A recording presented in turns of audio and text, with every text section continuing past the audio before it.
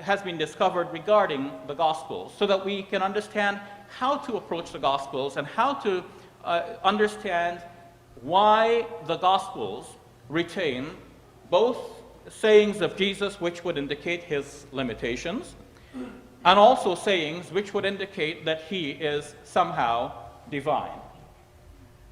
Let me then go to my slides. As the Gospels now appear in the Bible, this is the order. Starting from your left to right, Matthew first, Mark, Luke, and then John. However, scholars generally today believe that Mark was the first of the four Gospels to be written. And hence, this would be roughly the order: Mark first, Matthew and Luke somewhere in between, and finally John. One of the scholars who has contributed to this conclusion, or rather has accepted the conclusion, and is undoubtedly a conservative scholar. Let me check with James. Is Richard Balcom a conservative scholar? Somewhere there. Is F.F. Bruce a conservative scholar? Oh, by the way, since he is a conservative scholar, I'd like to present to you New Testament history by F.F. Bruce. Thank you very much. You're welcome. One of my textbooks.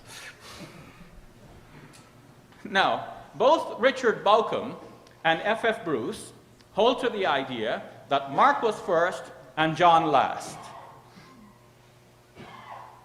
Now, this is a very important conclusion, and we'll see where it heads.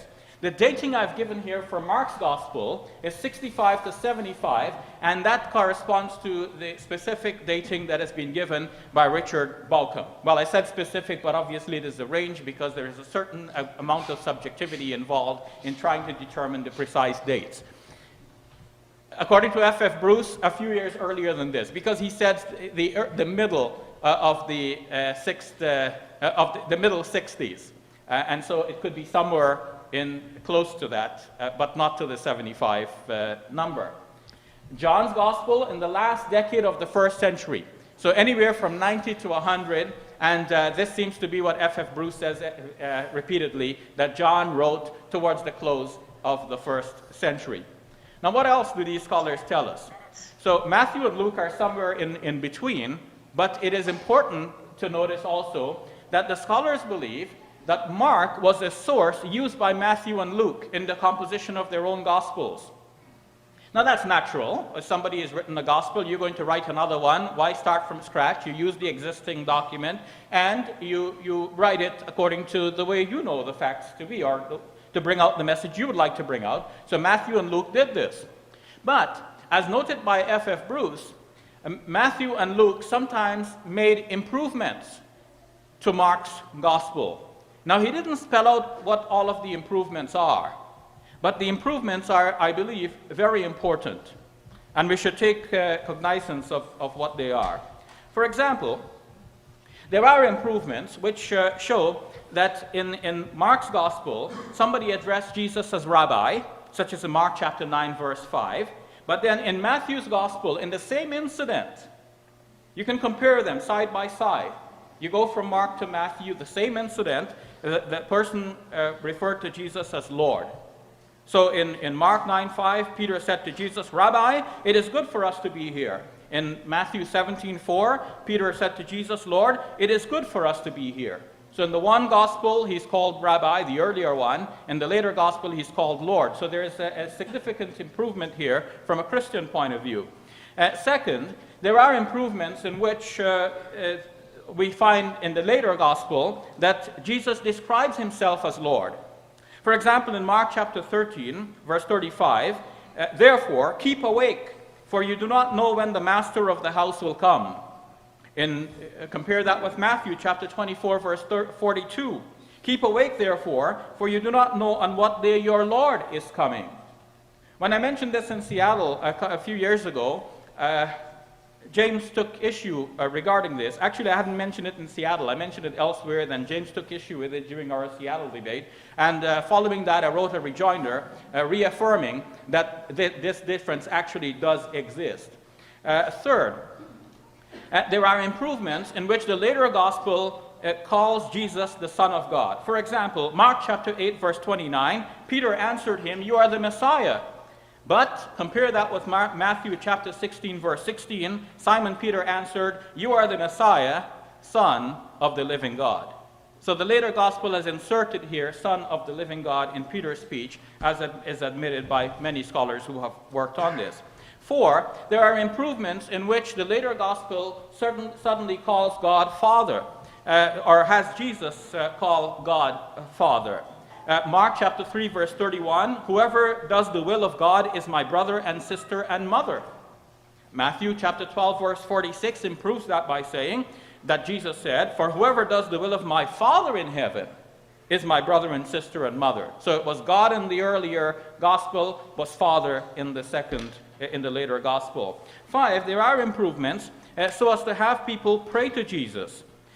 For example, when a storm broke out, Jesus was asleep in the stern, and the disciples came up to Jesus and awoke him, according to Mark's gospel, Mark chapter 4, verse 38, and they said to him, "Teacher, do you not care that we are perishing?" What did they call Jesus? Teacher. Again, "Teacher, do you not care that we are perishing?" In Matthew chapter 8, verse 25, same incident, they approached Jesus and they said, "Lord, save us, we are perishing." What did they call him this time? Lord. It's the same incident, just the later gospel. The situation has been changed, or the wording has been changed. Then there are improvements to reduce Jesus' emphasis on one God. In Mark chapter 12, verse 29, Jesus was asked, "What is the first and the greatest commandment?" And this is what he said. "The first is, 'Hear, O Israel, the Lord our God, the Lord is one. You shall love the Lord your God with all your heart and with all your soul and with all your mind and with all your strength.'" So he repeated basically what is known as the Shema Israel, which pious Jews will repeat twice a day, reminding themselves that there is only one God, Yahweh, as to use the name that James already used here tonight, or Jehovah, to use another spelling of the same name. Whether that is right or not, that's a different question, but it's popular. Some say Jehovah, some say Yahweh. According to Deuteronomy chapter 6, verse 4, "Hear, O Israel, the Lord your God, the Lord is one." The name there that is translated as the Lord is Yahweh, or Jehovah. So it really sounds in the New Jerusalem Bible, "Hear, O Israel, Yahweh, your Lord, is one Yahweh. Jehovah, your Lord, is one Jehovah." In fact, in Deuteronomy, it also says, "Besides him, there is no other." Jesus is repeating the same as the first commandment in Mark's gospel. But then the same story is told in Matthew's gospel. What has happened to the first commandment is just not mentioned. In Matthew chapter 22, verse 37 and 38, Jesus just simply said the part about loving your Lord with all your heart and all your soul and with all your mind. And he said, "This is the greatest and the first commandment."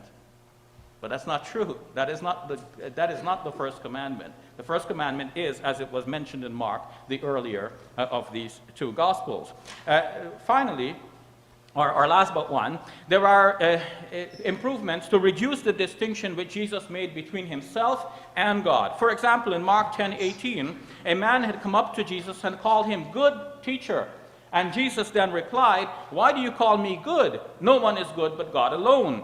But in Matthew 19:17, the same incident is there, and the man approached Jesus and asked him, what good deed must I do? I have to start over. See, in Mark's gospel, the man comes up to Jesus and says, "Good teacher." But in Matthew's gospel, the man comes up to Jesus and says, "Teacher, what good 3 deed?" minutes.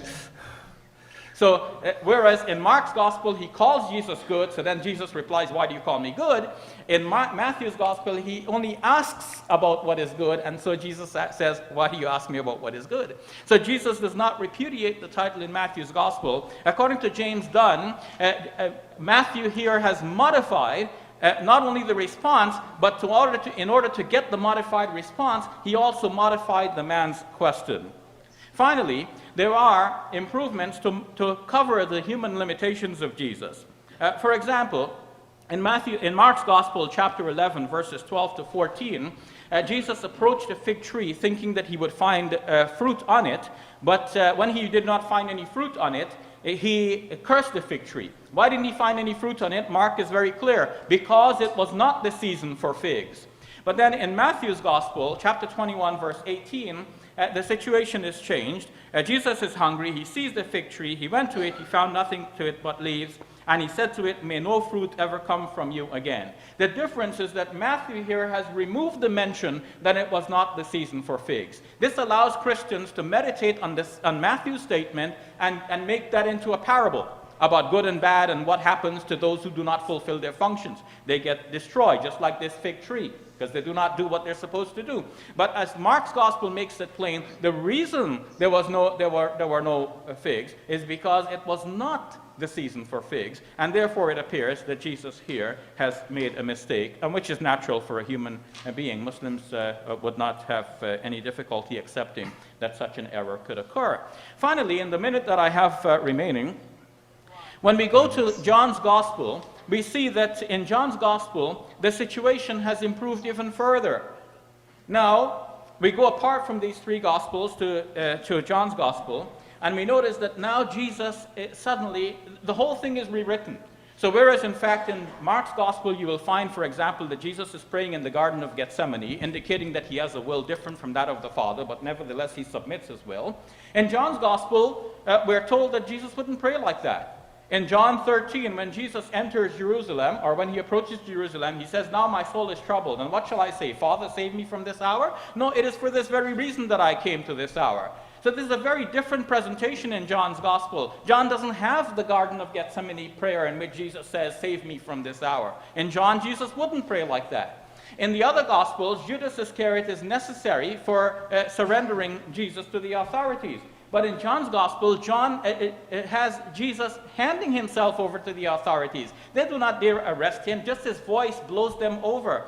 Right from the very beginning in the Gospel according to John, John the Baptist declares that Jesus is the Lamb of God who takes away the sin of the world. So we have here a developing Christology over time. Why did the early Christians think that Jesus is God? It's because largely John's Gospel and this development over time. Thank you very much.